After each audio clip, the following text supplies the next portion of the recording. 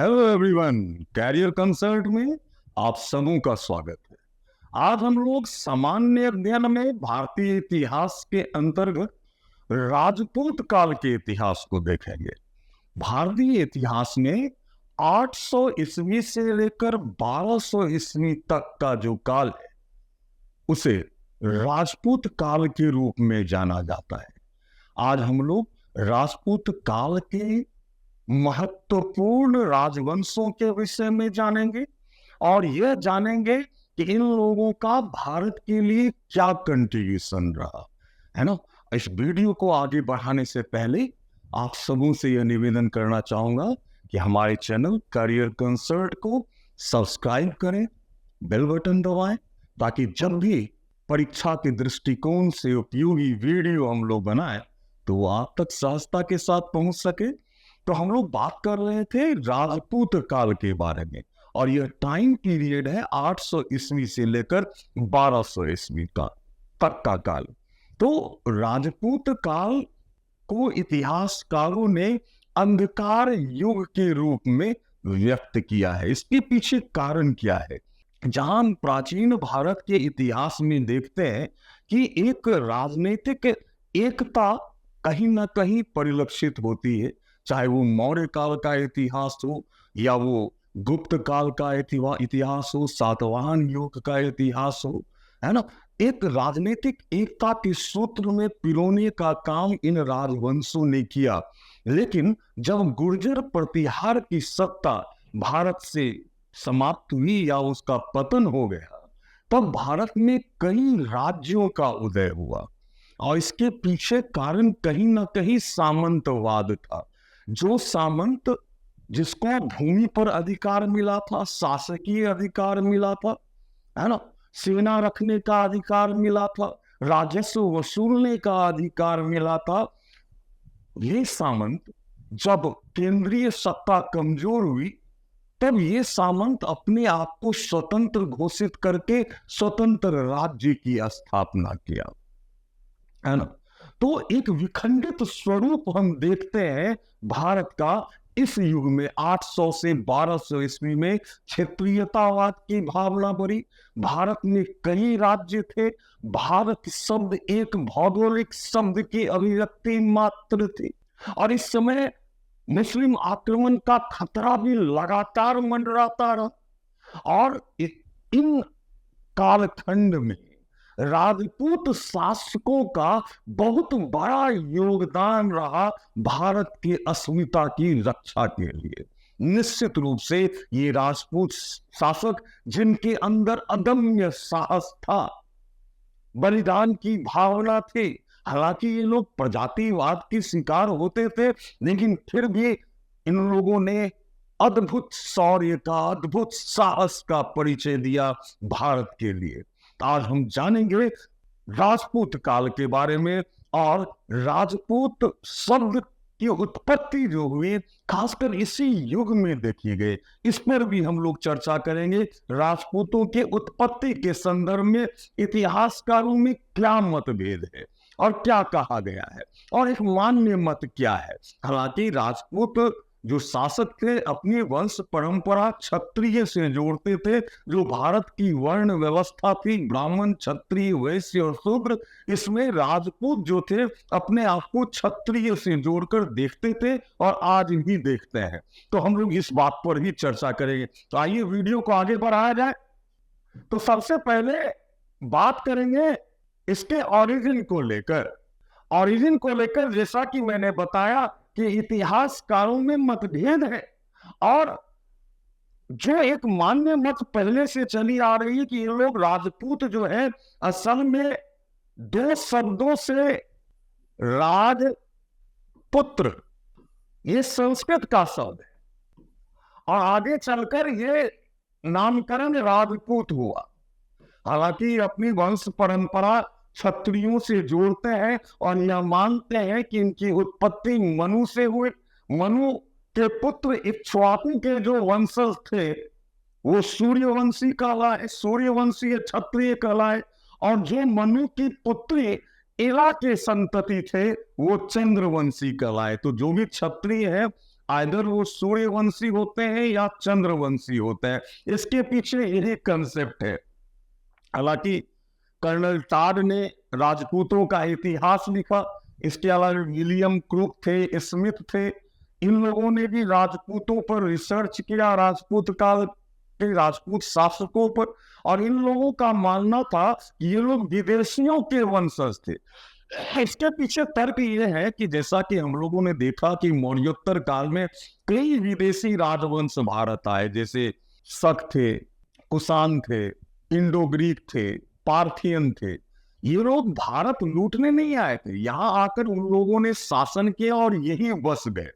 और तब शुरुआती दौर में ब्राह्मण व्यवस्था के तहत इनको मलेच्छ कहा गया, लेकिन वर्ण व्यवस्था का पोषक तो स्वयं राजा होता है, तो किसी राजा को आप मलेच्छ कैसे कह सकते हैं?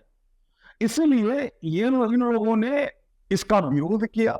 मलेच्छ कहलाना इनको सहन नहीं होता था, तो इन लोगों ने अपने आप को राजपुत्र कहा।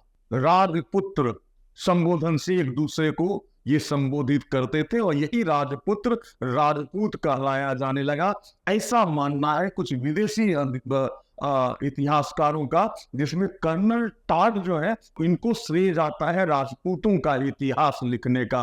हालांकि दशरथ शर्मा, विश्वंभर शरण पाठक जैसे इतिहासकार कहते हैं कि राजपूत जो थे वो असल में ब्राह्मण से थे।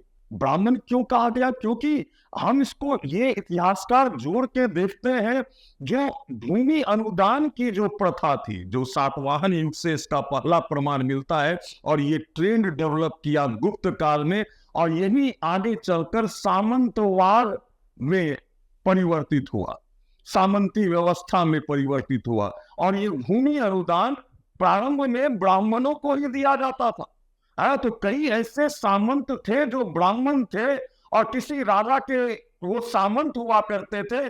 जब उस राजा की शक्ति कमजोर हुई तो यही सामंत स्वयं को राजा कहलाने लगे और अपने आप को राजपुत्र कहा। तो इसलिए ये दोनों इतिहासकार वो हैं राजपूतों की उत्पत्ति को ब्राह्मण से जोड़ते हैं। हालांकि चंद बरदाई जो पृथ्वीराज चौहान के परम मित्र भी थे, विद्वान भी थे, राजकवि थे, उन्होंने अपनी पुस्तक पृथ्वीराज रासो में लिखा है कि वशिष्ठ मुनि ने आबू पर्वत पर एक यज्ञ किया, और उस यज्ञ कुंड से 4 राजपूत वंशों की उत्पत्ति हुई, और ये 4 राजपूत वंश जो हवन कुंड से पैदा हुए वो थे परमार, प्रतिहार, चालुक्य और चौहान। इन 4 वंश की उत्पत्ति हवन कुंड से हुई, और यह यज्ञ करवाया था वशिष्ठ मुनि ने। तो यह तर्क भी दिया गया है कि सामान्यतया राजपूत जो थे वो अपनी वंश परंपरा को क्षत्रिय से जोड़कर देखते थे, है ना। तो ये तो हो गई बात इसके ओरिजिन या उत्पत्ति को लेकर। अब हम लोग चर्चा करेंगे कि 800 से 1200 ईस्वी के बीच कौन कौन से महत्वपूर्ण राजपूत वंश थे। एक तो इसमें पाल वंश जो बिहार और बंगाल में था, दूसरा गुर्जर प्रतिहार वंश, तीसरा गढ़वाल वंश जो कन्नौज में शासन करता था, फिर चंदेल वंश जो देजाभुक्ति जिसे हम लोग बुंदेलखंड के नाम से जानते हैं अभी, उस क्षेत्र में चंदेल राजवंश था। चौहान राजवंश अजमेर में था, कलचुरी जबलपुर के क्षेत्र में था, सेन बंगाल में शासन करता था, और सोलंकी वंश या चालुक्य वंश गुजरात के था। हालांकि चालुक्य वंश भारत के कई क्षेत्रों में उसकी कई शाखाएं थी, और गुजरात में भी एक चालुक्य वंश का शासन चला, जिसे हम लोग चालुक्य वंश या सोलंकी वंश कहते हैं। ये महत्वपूर्ण राजवंश था राजपूत काल का। अब हम लोग जानेंगे इन राजवंशों के विषय में, तो आइए चले इन राजवंशों से हम लोग परिचित हो। तो पहला राजवंश जिसकी आज हम लोग चर्चा करेंगे वो था कन्नौज का गढ़वाल वंश या राठौर वंश। कन्नौज का गढ़वाल वंश।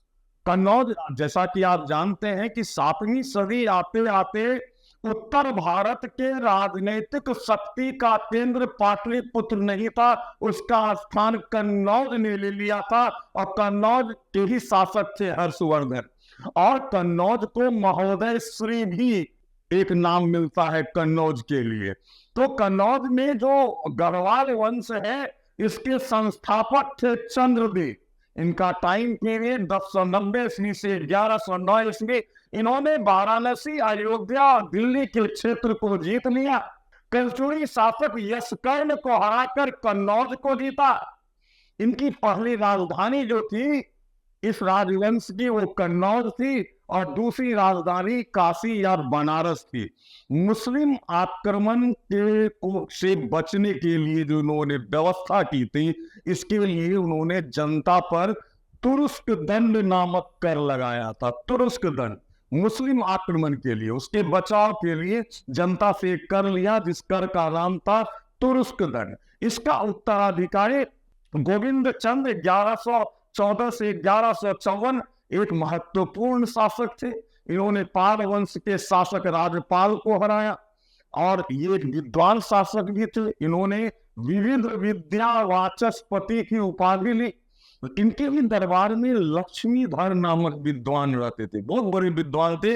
इनकी दो पुस्तक बहुत फेमस है, जो अक्सर प्रतियोगी परीक्षाओं में पूछी जाती है। इसका नाम है कृत्य कल्पतरु और कल्पद्रुम। इसके उत्तराधिकारी थे विजय चंद्र। 1154 से लेकर 1164 तक का टाइम पीरियड है। इन्होंने लाहौर के मुस्लिम शासक हाकिम को परास्त किया। अब हम लोग देखें अगले शासक को, और ये बहुत ही प्रसिद्ध शासक है जयचंद। और जयचंद इसलिए भी प्रसिद्ध है क्योंकि इसकी शत्रुता चौहान वंश के पृथ्वीराज चौहान के साथ थी, और इनकी एक पुत्री थी जिनका नाम था संजोगिता, जिससे पृथ्वीराज चौहान प्रेम करते थे और उनसे विवाह करना चाहते थे। इसलिए जयचंद से उनकी शत्रुता हो गई थी। और इनके दरबार में श्री हर्ष नामक विद्वान रहते थे, जिन्होंने नैषध चरित्र और खंडना खंड नामक दो महत्वपूर्ण किताबें लिखी हैं। 1194 में चंदावर की लड़ाई में कुतुबुद्दीन ऐबक ने जयचंद को परास्त किया था, और इनके परास्त होने के बाद इस वंश का पतन हो गया और चंदेलों ने इस राज्य पर अधिकार कर लिया था। अब हम लोग जानेंगे दूसरे राजवंश जेजाभुक्ति का चंदेल वंश। जेजाभुक्ति बुंदेलखंड के एरिया को जेजाभुक्ति कहा जाता था, और ये लोग स्वयं को चंद्रवंशीय क्षत्रिय कहते थे, और ऋषि चंद्रोदय का वंशज अपने आप को मानते थे, और अपना गोत्र वो खत्री गोत्र बताते थे, खत्री गोत्र। इस वंश के संस्थापक थे नन्नुक।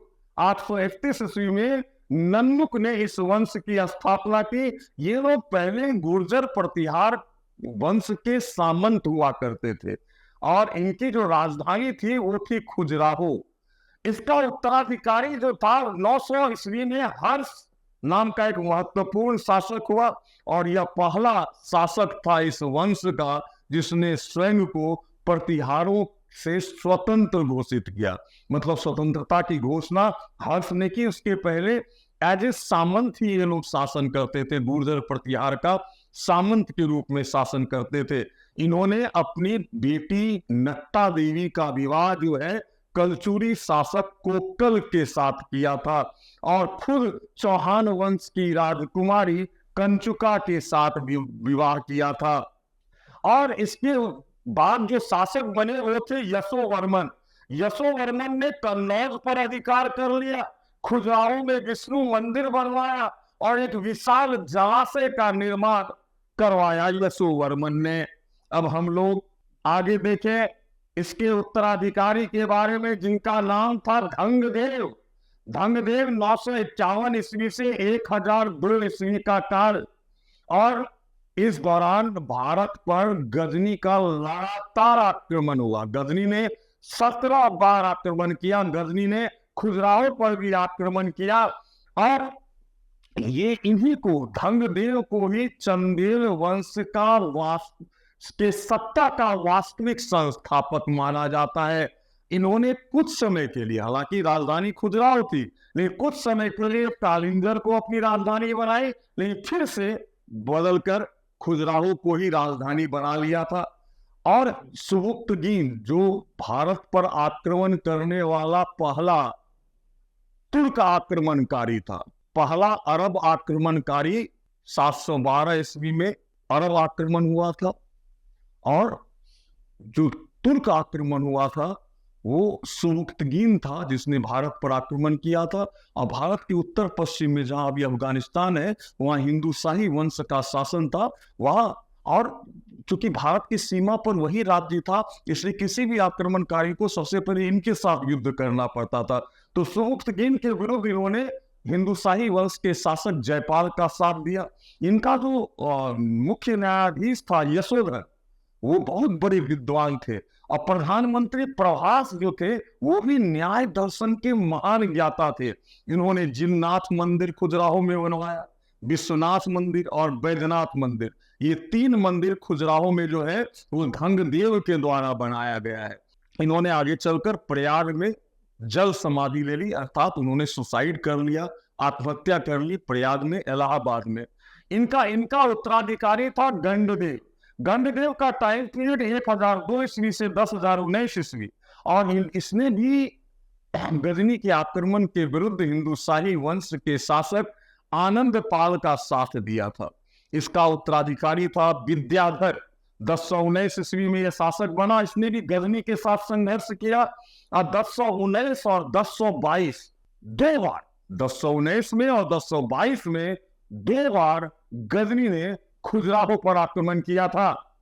नेक्स्ट देखें, इस वंश का एक जो अंतिम शासक था वो था कीर्तिवर्मन। सॉरी, ये अंतिम शासक नहीं था, कीर्तिवर्मन था। और कीर्तिवर्मन के दरबार में कृष्ण मिश्र नामक एक विद्वान रहता था जिसने प्रबंध चंद्रोदय नामक ग्रंथ लिखा था। और इस वंश का अंतिम शासक था परमार्दी। इसका टाइम पीरियड 1169 से 1230 ईस्वी है। हालांकि ये पृथ्वीराज चौहान से परास्त हुआ था। और इस युद्ध में परमार्दी देव की तरफ से 2 योद्धा थे, अल्लाह और उदल, जिनको लोक गीतों में आज भी गाया जाता है, अल्लाह उदल। और इन्हीं के सेना नायक थे जो शहीद हो गए थे पृथ्वीराज चौहान के विरुद्ध लड़ते रहते। 1203 में कुतुबुद्दीन ऐबक ने इस राज्य को जीतकर दिल्ली सल्तनत में मिला लिया था। अब हम लोग नेक्स्ट राजवंश के बारे में जानेंगे। मालवा का परवार वंश, मालवा जो मध्य प्रदेश का क्षेत्र है, मालवा। और इसके बारे में जाना कि 812 ईस्वी में राष्ट्रकूट शासक जो गोविंद तृतीय थे, इन्होंने प्रतिहारों को हराकर मालवा का क्षेत्र जीत लिया था। और वहां उपेंद्र नामक व्यक्ति को वहां का शासक बनाया था। उपेंद्र नामक व्यक्ति को वहां का शासक बनाया था। और इसी वंश के सियक द्वितीय ने यहां एक स्वतंत्र सत्ता की स्थापना की। सियक द्वितीय ने 949 से 972, सियक द्वितीय का टाइम है 949 ईस्वी से लेकर 972 ईस्वी। इसे श्री हर्ष भी कहा जाता है। और सियक द्वितीय ने 972 ईस्वी में राष्ट्रकूट वंश के शासक खोटिक पर आक्रमण किया, मार डाला खोटिक को, और राष्ट्रकूटों की राजधानी मान्यखेत को भी जला डाला था। इस वंश का एक महत्वपूर्ण शासक जो इसका उत्तराधिकारी था वो थे वाकपति मुंज। 972 से 998 ईस्वी। आप लोग को ईस्वी सन याद करने की जरूरत नहीं है, बस कंसेप्ट को समझना है और सिर्फ समय का आप लोग को ख्याल रहे, इसलिए मैं इनका टाइम पीरियड भी बताता हूँ। टाइम पीरियड में बहुत ज्यादा नहीं उलझना है, बस एक कंसेप्ट को दिमाग में रखना है। वाकपति मुंज, और वाकपति मुंज एक महान शासक थे। इन्होंने श्री वल्लभ, पृथ्वी वल्लभ और अमोघ वर्ष की उपाधि ली। कल्याणी के चालुक्यों की कई शाखाएं थी। जो कल्याणी के चालुक्य थे, तेलप द्वितीय को इसने परास्त किया था। मेरुतुंग द्वारा रचित प्रबंध चिंतामणि में तेलप द्वितीय लिखा हुआ है कि इसने तेलप द्वितीय को 6 बार परास्त किया, लेकिन 7वीं बार वो तेलप द्वितीय से हार गया। इसके दरबारी कवि थे Padmagupta, very very important. Padmagupta को परिमल भी कहा जाता है। उन्होंने नव सहसांक चरित नामक ग्रंथ लिखा था। ये बहुत ही महत्वपूर्ण पुस्तक है, पद्मगुप्त द्वारा लिखा गया। नव सहसांक चरित की रचना की। इसके दरबार में धनंजय नामक विद्वान भी थे जिन्होंने 10 रूपक की रचना की, और धनिक ने 10 रूपावलोक की रचना की। सब महत्वपूर्ण पुस्तक है जो वाजपेयी मुंज के समय में लिखा गया। इसके उत्तराधिकारी सिंधु राज थे 998 से लेकर 1018 ईस्वी तक। इन्होंने भी नव सहसांक की उपाधि ली, कुमार नारायण की उपाधि ली, और चालुक्य शासक सत्याश्रय के साथ इनका लगातार संघर्ष हुआ था। इसके उत्तराधिकारी थे भोज परमार 1018 से 1060 ईस्वी। इन्होंने चालुक्य वंश के शासक विक्रमादित्य चतुर्थ को हराया। उसके बाद चालुक्य शासक जय सिंह द्वितीय और सोमेश्वर, इन दोनों से वो हार गया था। सोमेश्वर ने इसकी राजधानी धार को नष्ट कर दिया। इसने गुजरात के चालुक्य शासक भीम को परास्त किया और उसकी राजधानी अनिलवाड़ा को लूटा। जो गुजरात का सोलंकी वंश या चालुक्य वंश की राजधानी थी अनिलवाड़ा, उसको लूटा। इसने धार नगरी को बड़ा करवाया। भोजपुर नामक एक नए नगर की स्थापना की। यह शैव धर्म का अनुयायी था और ये कविराज की उपाधि भी इन्होंने ली थी। इन्होंने कई पुस्तकों की रचना की, बहुत बड़े विद्वान भी थे भोज परमार। इनके पुस्तकें हैं आयुर्वेद सर्वस्व, समारांग सूत्रधार, राज मृणांक, व्यवहार समुच्चय, सरस्वती कंठाभरण, शब्दानुशासन, युक्ति कल्पत्रु, भोज चंपू, श्रृंगार प्रकाश, नाम मलिका, तत्व प्रकाश। ये सारी पुस्तकें जो है वो भोज परमार के द्वारा लिखी गई हैं। अब हम लोग नेक्स्ट देखें भोज परमार के बारे में। इसने धार में, जो राजधानी हुआ करती थी इन लोगों की, धार में सरस्वती कंठाभरण महाविद्यालय का निर्माण करवाया। वहां एक सरस्वती मंदिर भी बनवाया, एक लौह स्तंभ भी लगवाया। इन्होंने चित्तौड़ में त्रिभुवन नारायण मंदिर बनवाया। भोपाल में इन्होंने अमर कीर्ति भोज सागर झील, लगभग 250 स्क्वायर मील में ये इसका क्षेत्रफल था इस झील का, भोपाल में बनवाया। इसके बारे में कहा जाता है कि ये हर एक कवि को एक कविता के लिए 1 लाख स्वर्ण मुद्रा देता था इनाम में, है ना। इसके दरबार में भास्कर भट्ट, दामोदर, धनपाल जैसे विद्वान रहते थे। जब इनकी मृत्यु हुई तो कहा गया कि उनकी मृत्यु से विद्या और कला दोनों आश्रयहीन हो गया, है ना। और 1305 में अलाउद्दीन खिलजी ने इस राज्य को जीतकर दिल्ली सल्तनत में मिला लिया। अब हम लोग नेक्स्ट राजवंश के बारे में जाने, और यह राजवंश है जबलपुर का कलचुरी वंश। और यह वंश अपने आप को अर्जुन का वंशज मानता था, और इस वंश के संस्थापक कोकल प्रथम थे, और यहाँ इसकी राजधानी थी त्रिपुरी। लक्ष्मण 1950 से 1975 यहाँ के शासक थे। इन्होंने उड़ीसा पर आक्रमण किया और वहां से कालिया नाग की मूर्ति उठा लाया और उस मूर्ति को सोमनाथ के मंदिर में स्थापित किया। इसके बाद गंगेय देव यहाँ के शासक बने, जिन्होंने विक्रमादित्य की उपाधि ली। उसके बाद लक्ष्मण कर्ण शासक बने 1041 से 72, जिसने बनारस का एक प्रसिद्ध मंदिर है कर्ण मेरू मंदिर, इसका निर्माण लक्ष्मण कर्ण ने करवाया था, और इसने कलिंग पर भी अधिकार कर लिया था। इस वंश का अंतिम शासक जो था वो विजय सिंह था, है ना। तो हम लोगों ने जाना कलचुरी वंश, जिसको डाहल मंडल, जबलपुर का क्षेत्र डाहल मंडल भी कहलाता है। अब हम लोग जानेंगे एक बहुत ही महत्वपूर्ण राजवंश, जो भारत पर जब भी आक्रमण होता था सबसे अधिक यही राजवंश झेलता था, है ना। और इस राजवंश जो था ये था उत्तर भारत के उत्तर पश्चिम में, जहां अभी अफगानिस्तान है वहीं पर ये राजवंश था। और लखतुर्मान यहाँ के शासक हुआ करते थे, जिसका मंत्री ब्राह्मण मंत्री था जिसका नाम कल्लार था। उसने उसकी हत्या कर दी और खुद शासक बन गया। तो इस वंश का संस्थापक कल्लार को माना जाता है, और इस वंश को ब्राह्मण वंश भी कहते हैं, हिंदू शाही वंश भी कहते हैं। हिंदू शाही वंश, ब्राह्मण शाही वंश या शाही वंश, ये तीनों नाम से इस वंश को जाना जाता है। इसकी राजधानी काबुल थी शुरुआती दौर में, लेकिन बाद में ओदंतपुर या ओहिंद हो गई थी। इस वंश का पहला महान शासक जिसने लगातार संघर्ष किया गजनी के साथ, उनका नाम था जयपाल। 995 ईस्वी में गजनी से संघर्ष किया, जब इसकी हार हो गई तो इसने आत्महत्या कर ली थी। उसके बाद आनंद पाल और त्रिलोचन पाल ये दोनों शासक बने इसके बाद, और इन दोनों का संघर्ष लगातार गजनी के साथ हुआ। तो ये है हिंदू शाही वंश, जिसके बारे में आप लोग अभी जाने हैं। अब हम लोग जानेंगे कि बिहार में पाल वंश के पतन के बाद सेन वंश की सत्ता स्थापित हुई। क्षेत्र बंगाल था इसका, और ये लोग अपने आप को चंद्रवंशी क्षत्रिय मानते थे। और इस वंश का पहला ऐतिहासिक पुरुष वीरसेन था, जबकि इस वंश का वास्तविक संस्थापक सामंत सेन को माना जाता है। उसके बाद हेमंत सेन शासक बना, जो कि एक कमजोर शासक था। पहला महत्वपूर्ण शासक इस वंश का विजय सेन था, 1095 से 1158 ईस्वी तक, और ये एक समर्पित शैव था। इसने विजयपुर नामक एक नगर बसाया और देवपाड़ा में इसने शिव मंदिर का निर्माण करवाया। नेक्स्ट शासक हम लोग जानेंगे बल्लाल सेन, जिन्होंने 1159 से 1174 ईस्वी के बीच शासन किया।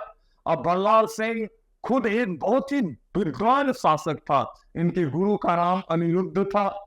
और बल्लाल सेन ने 2 पुस्तकें लिखी हैं, दान सागर और अद्भुत सागर। और ये दोनों पुस्तक में वास्तु शास्त्र का बहुत ही सटीक वर्णन, शिल्प शास्त्र का भी बहुत ही सटीक वर्णन किया गया है। इसका उत्तराधिकारी लक्ष्मण सेन 1179 से 1202। इनके दरबार में 2 विद्वान, एक तो जयदेव जिन्होंने गीत गोविंद नामक ग्रंथ की रचना की, और दूसरा धोई जिन्होंने पवन दूत की रचना की। इनका प्रधान न्यायाधीश जो थे वो हलायुद्ध थे, जिन्होंने ब्राह्मण सर्वस्व नामक ग्रंथ लिखा था। और श्रीधर दास ने सुदुक्ति वर्षामृत नामक ग्रंथ लिखा था। और बल्लाल सेन का जो उत्तराधिकारी था वो लक्ष्मण सेन था। लक्ष्मण सेन बल्लाल सेन का, इन्हीं के दरबार में जयदेव और धोई रहते थे, है ना। और लक्ष्मण सेन के समय में जो गोरी के एक सेनापति, एक सिपह सालार थे, कुतुबुद्दीन बख्तियार खिलजी।